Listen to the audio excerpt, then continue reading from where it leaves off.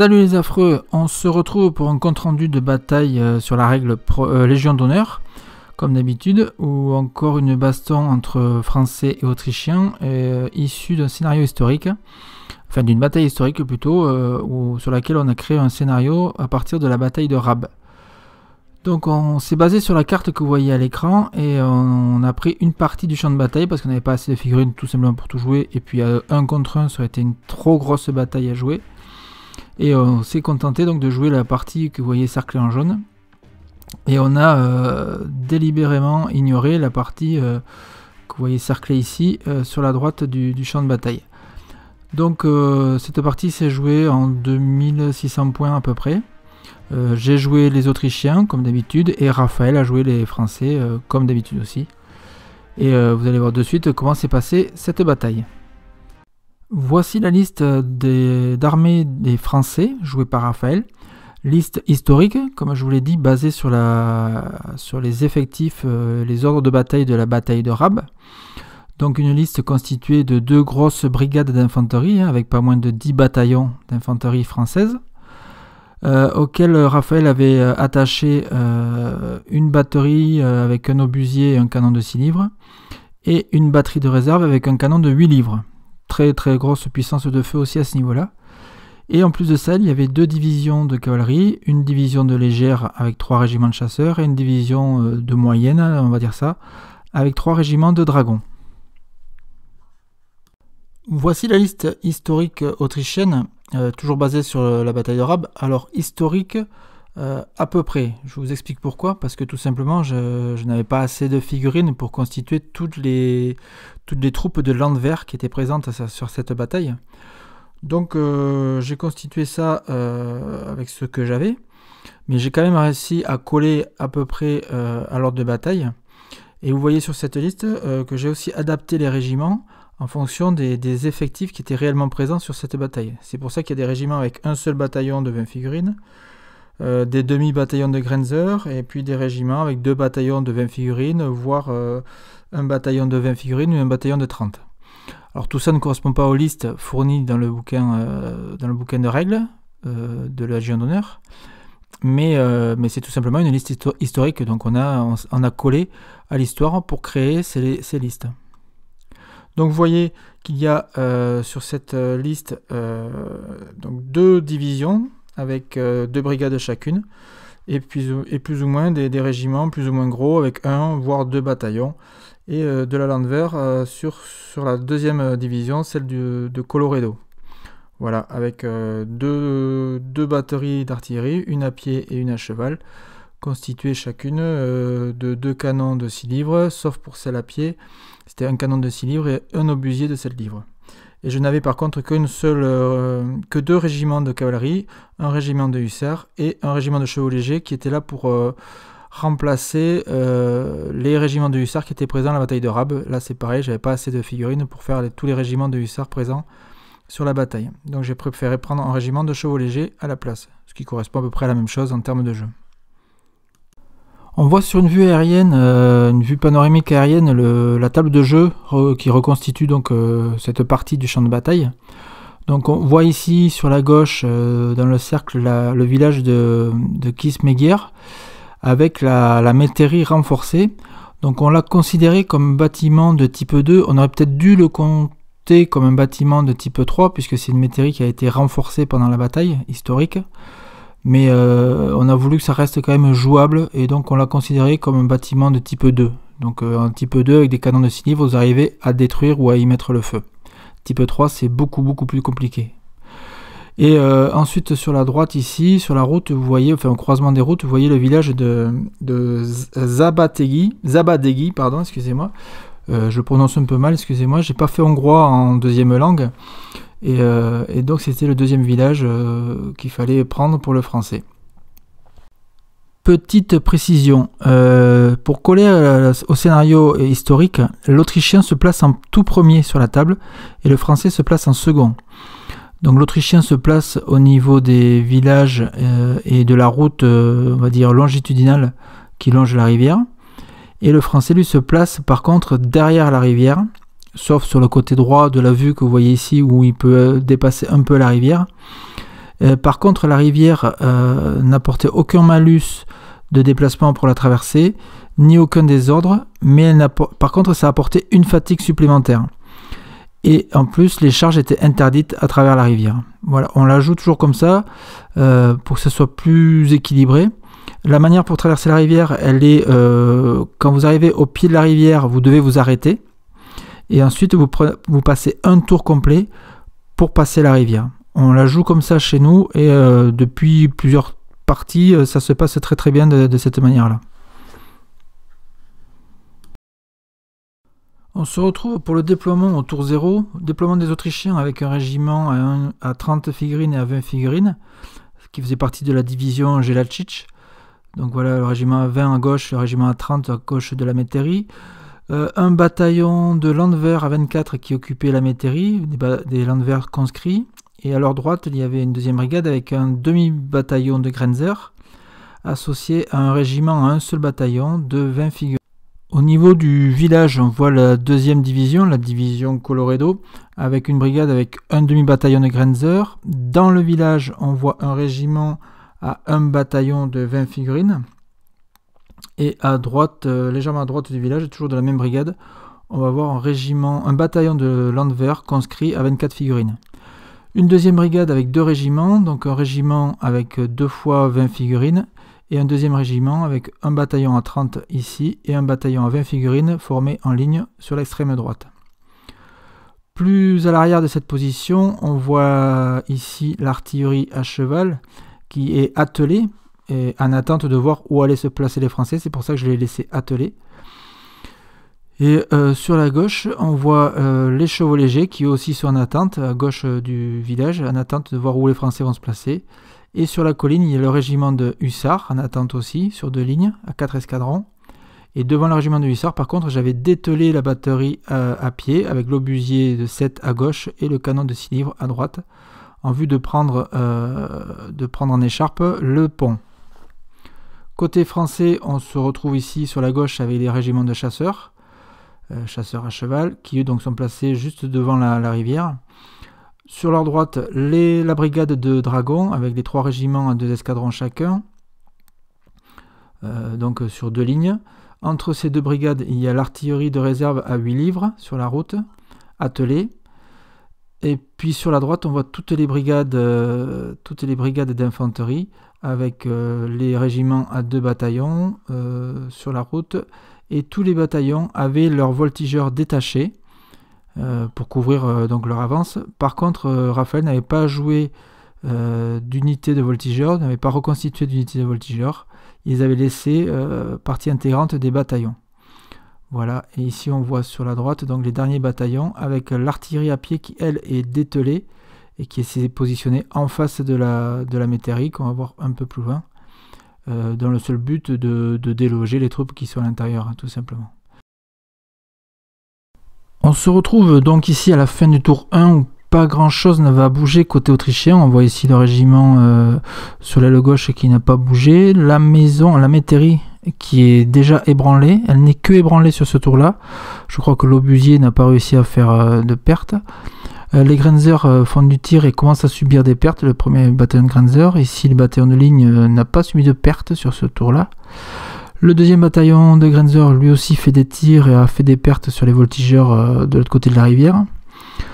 Le régiment de dragons qu'on voit en face, là on le verra plus tard, a subi des pertes sur le tir d'artillerie, l'artillerie de ligne que j'avais sur la colline. Et ici j'ai placé toute mon aile droite en carré, sauf le dernier bataillon, que vous allez voir, qui est resté en ligne. J'ai mis tout ce beau petit monde en carré, face à l'énorme quantité de régiments de cavalerie qui étaient en face. Derrière cette aile droite et derrière le village, il y a mon artillerie à cheval, donc là je la mets en position et elle va pas pouvoir tirer, mais elle est en prévision d'une potentielle percée française sur mon aile droite. Ici les chevaux légers, je les ai avancés et regardez bien leur position, essayez de retenir leur position, vous allez voir que plus tard ça va être un sacré bordel en partant de la position que vous voyez là. Donc on voit les canons français qui ont fait leur tir donc, et les hussards qui sont toujours sur la colline qui eux vont se réorienter pour aller aider sur la droite face à la cavalerie que vous voyez ici, la cavalerie française. Donc là on est côté français Et voici donc les chasseurs français qui se sont avancés, qui ont subi un tir. Ici, le régiment de gauche a subi un tir, il a pris une perte.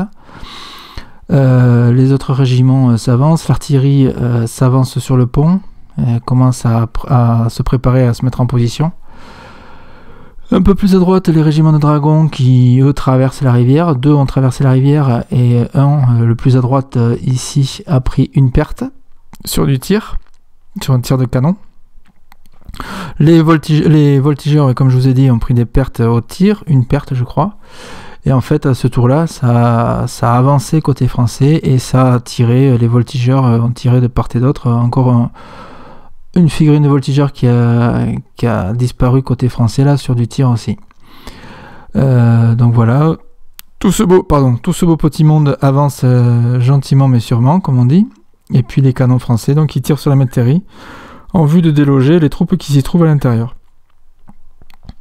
Voilà donc pour ce tour, ça a été assez statique, il y a eu quand même pas mal de réussites au niveau des tirs de part et d'autre. Toutes les unités ont pu être activées sur ce tour-là, et il y avait quand même, pour vous expliquer, il y avait quand même à peu près entre 11 et 13 cartes de chaque côté pour tout ce qui était activation. Donc ça prenait pas mal de temps, mais c'était assez intéressant au niveau tactique, savoir qui jouait en premier. Donc c'était très instructif à ce niveau-là.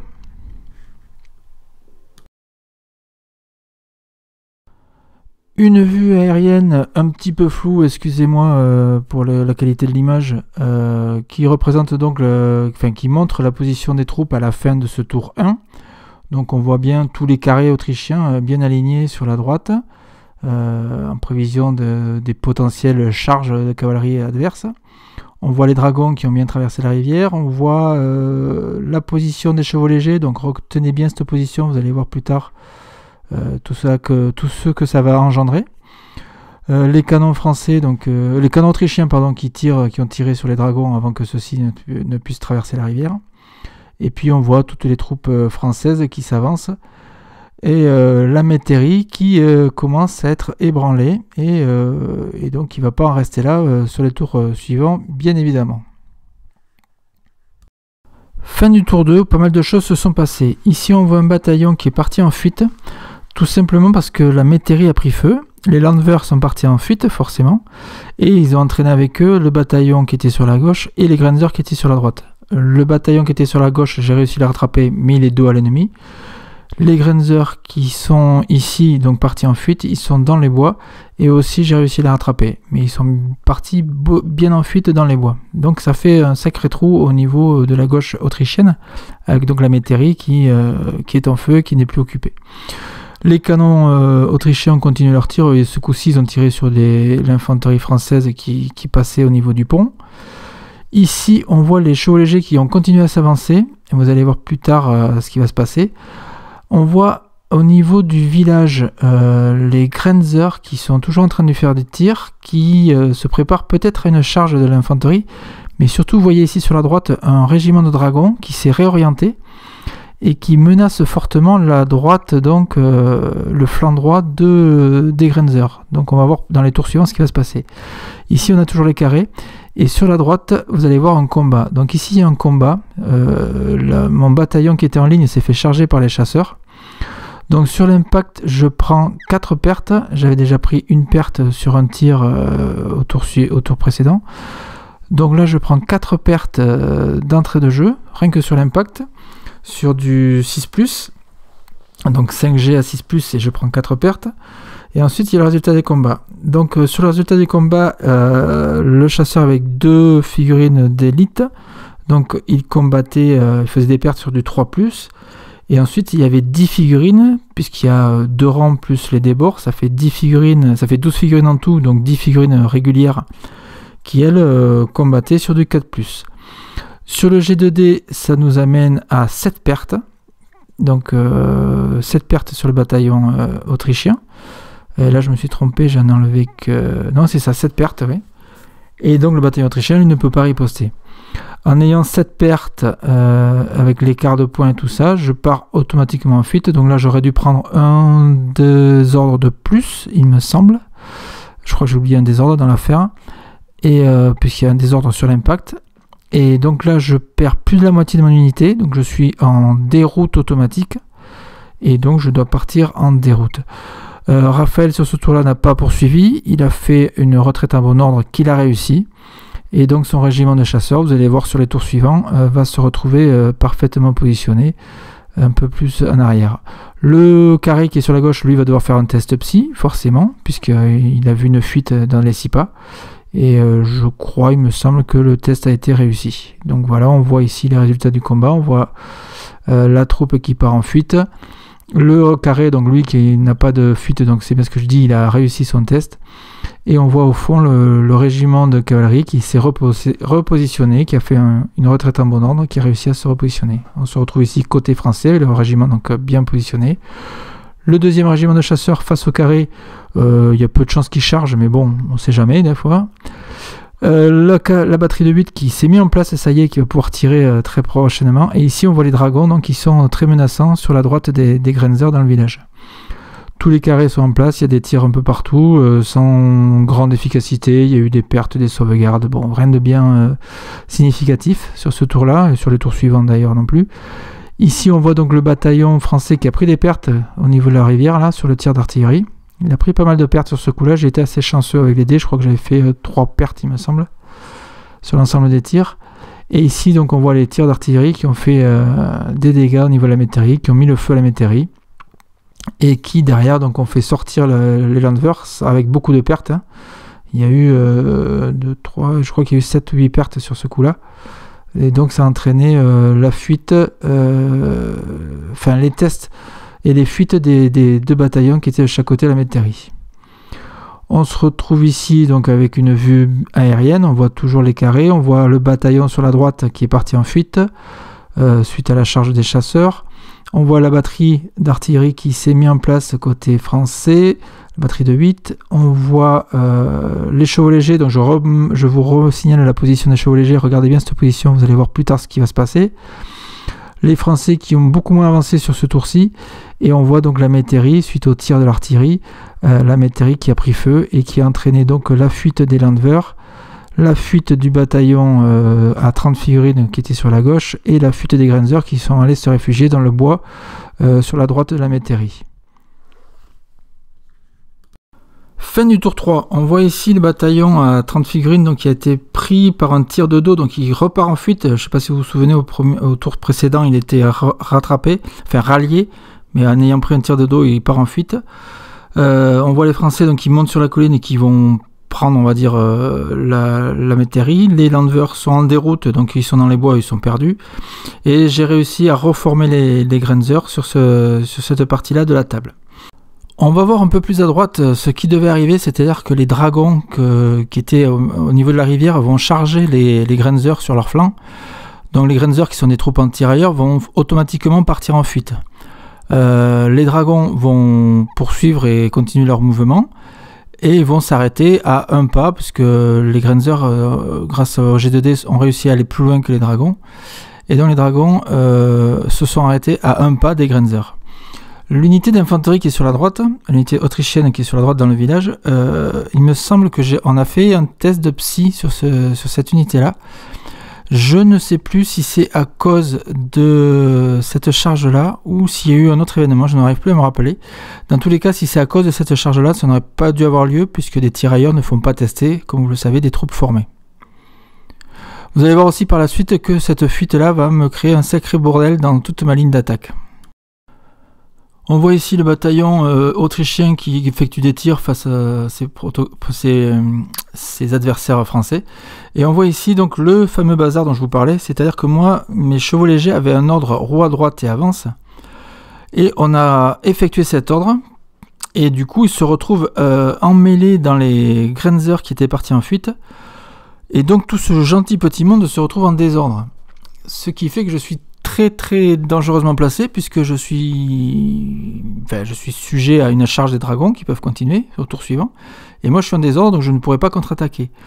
Je suis pas sûr qu'on ait joué la règle comme il faut parce que dans la page 49 de la règle, comme il est bien écrit, l'unité de cavalerie qui doit traverser une unité de tirailleurs, il est bien écrit que c'est impossible, les troupes se retrouvent bloquées. Mais on a considéré que comme c'était un ordre obligatoire, enfin c'était un ordre que la cavalerie devait suivre, et bien donc elle a été obligée de continuer ce mouvement, et donc elle s'est retrouvée en désordre. Ça va avoir des énormes conséquences sur la suite de la partie, hein. Mais bon, d'un commun accord avec Raphaël, on l'a joué comme ça. Pas sûr que ce soit la bonne manière de jouer. Peut-être que Jérôme pourra nous aider sur ce coup-là. Donc voilà, tout ce beau petit monde est en bordel. Ici, donc je vous disais, cette unité-là se retrouve en désordre et dos à l'ennemi, je ne sais plus pourquoi. Peut-être on a fait un test de psy raté alors qu'on n'aurait peut-être pas dû.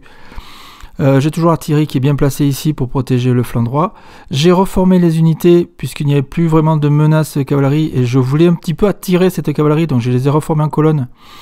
Également pour éviter de subir des trop gros dégâts avec le canon de 8 livres qui maintenant était placé au niveau français. Et ici, tout le monde arrive au pied du village. Les dragons ont démonté, sont à pied, et arrivent au pied du village en même temps que les landwehr. Donc ça va être le premier qui va activer sa carte au tour suivant, qui rentrera dans la maison. On voit ici toutes les troupes de cavalerie françaises, donc les chasseurs qui ont été reformés au tour précédent, suite à la retraite en bon ordre. Les deuxièmes régiments de chasseurs qui, eux, s'avancent et du coup maintenant se retrouvent sous les feux autrichiens, mais qui vont pouvoir charger, puisque je me suis reformé en colonne pour les attirer un peu. On voit ici les dragons donc, qui sont à pied. Les autres dragons à pied sont au pied de la maison. Et les dragons qui sont restés, eux, à cheval, donc qui ont effectué leur charge sur les Grenzer. On voit ensuite tous les bataillons français, donc les régiments de bataillons qui commencent à traverser la rivière et qui vont venir investir le camp autrichien. Donc là, ça commence déjà à sentir le roussi pour l'Autrichien, hein, parce que tout le Français arrive à avancer, arrive à passer ses charges, arrive à passer ses tirs. Et moi, j'ai de plus en plus de mal sur ce tour-là. Je crois que j'active pas beaucoup de monde, du fait que j'ai pas mal de désordre aussi et d'accablement. Enfin, surtout de désordre. Et du coup, je peux pas les activer. Donc ici, on voit bien le tir effectué dans le dos des Autrichiens qui entraîne une fuite des Autrichiens. Le Français a donc pris un sacré avantage sur cette partie. Ici, il a réorienté son artillerie. Et on va voir au tour suivant comment ça va se passer. Nouvelle vue aérienne de la fin de ce tour 3, où on voit bien au centre donc toutes les troupes emmêlées les unes dans les autres, les chevaux légers, les Grenzer, les dragons qui sont donc menaçants sur les chevaux légers pour le tour suivant. Donc tout ce beau petit monde dans un désordre incommensurable. On voit sur l'aile droite, donc le carré, il reste un carré formé. Les deux autres bataillons se sont reformés en colonne pour éviter de subir trop de pertes sur les tirs d'artillerie. L'artillerie de 8 qui est maintenant au pied du pont. On voit aussi donc la métairie qui est bien en feu et les Français qui ont traversé la rivière. Et on voit les bataillons, un bataillon à gauche qui part en fuite, et ainsi que les landwehr et le dernier bataillon sur l'extrême droite qui sont en déroute complète et qui vont être perdus pour le reste de la partie. Fin du tour 4. On voit ici mes bataillons sur la gauche qui, le premier n'a pas pu être activé, celui qui est à l'extrême gauche.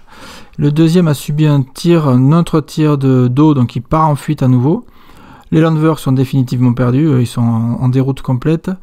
Les Grenzer ont pu avancer et faire un petit tir. Et ici, j'ai un bataillon qui est en fuite et vous allez voir pourquoi par la suite. Voici donc les raisons de la fuite de ce bataillon d'infanterie. Donc il y a eu un combat au centre, un combat de cavalerie, puisque Raphaël avait fait fuir les Grenzer et donc il se trouvait en possibilité de charger mes chevaux légers. Donc c'est ce qu'il a fait.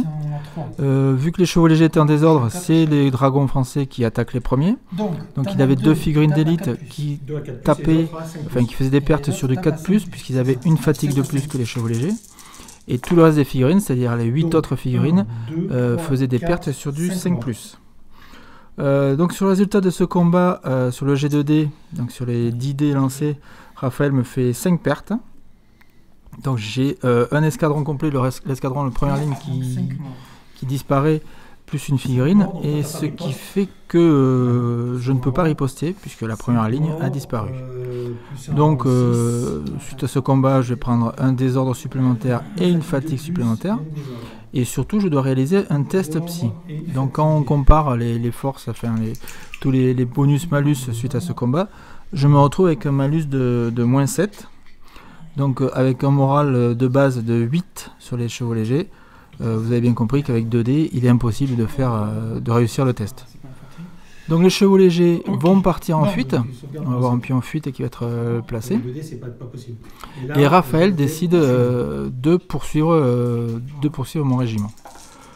Donc suite à la perte de ce combat, il y a sur le bataillon d'infanterie que vous voyez en haut de l'image qui est sur la gauche des chevaux légers, il va y avoir du coup des tests psy, un test psy à ce niveau-là, sur ce bataillon, et il y aura également un test psy sur les Grenzers que j'avais je crois réussi à rallier sur ce tour-là, je ne sais plus, bon, enfin bref, peu importe, si je dois faire un test psy, je pense que j'avais dû les rallier. Donc les pions psy sont placés, voilà, et ensuite on va réaliser ces tests psy. Donc pour rappel, les tests psy sont réalisés avant les mouvements obligatoires. Donc là je vais tenter le test psy sur l'infanterie, donc qui est sur les Grenzers plutôt d'abord. Dans les Grenzers, ils ont une morale de 7 je crois, je fais 5, donc le test est réussi. Donc les Grenzers, eux, ne partiront pas en fuite, ils resteront là et je pourrai les reformer ou faire quelque chose avec eux plus tard. Ensuite, je vais tester le bataillon d'infanterie qui est à gauche des chevaux légers. Donc je fais un premier jet et je fais 9. Donc pour une morale de 7, plus de l'accablement, je crois que j'avais l'accablement, il fallait que je fasse 6 ou 5, je crois, de mémoire. Donc le test est raté. Je m'en doutais un peu, donc ce que j'ai fait à ce moment-là, c'est que j'ai craqué un pion pour tester ça. Et sur le deuxième jet, magnifique, j'ai fait 11, donc c'est un échec systématique. Et donc le bataillon part en fuite, et c'est l'image que vous avez vue juste avant la description de ce combat. Donc voilà, je place le pion en fuite. Ensuite, les chevaux légers, eux, partent en fuite, et sur la fuite, ils sont rattrapés par les dragons, et donc ils sont éliminés. Donc on voit ici à l'image donc le bataillon qui est parti en fuite, on voit les chevaux légers qui ont disparu puisqu'ils ont été rattrapés par les dragons. La seule possibilité pour moi maintenant c'était avec l'artillerie pouvoir faire des dégâts, mais il fallait, je crois que je les avais reformés sur ce tour là pour réalimenter en boulet. Les Grenzers ils sont tranquilles, le bataillon qui est parti, les dragons français eux ont investi le village, ils sont dans la maison. Les Landwehr, j'ai pas pu les activer, donc ils n'ont rien pu faire sur ce coup là. Le bataillon dans le village non plus, je n'ai rien pu faire. Ici, on voit une charge de cavalerie sur un bataillon autrichien. C'était sur la droite de la table. Donc il fallait s'y attendre aussi. Hein. Donc sur ce combat-là, les chasseurs attaquent l'infanterie. Donc sur l'impact, il ne fait 0 perte. Donc ça, c'est assez exceptionnel quand même. Il rate tout. Donc du coup, il y a un combat. Et sur le combat, il a donc 2 figurines qui me tapent à 3+, et 10 figurines qui tapent à 4+. Résultat du combat, il fait 6 pertes, sachant qu'une compagnie, c'est 5 figurines. Donc le premier rang est éliminé, et il n'y a donc pas de riposte.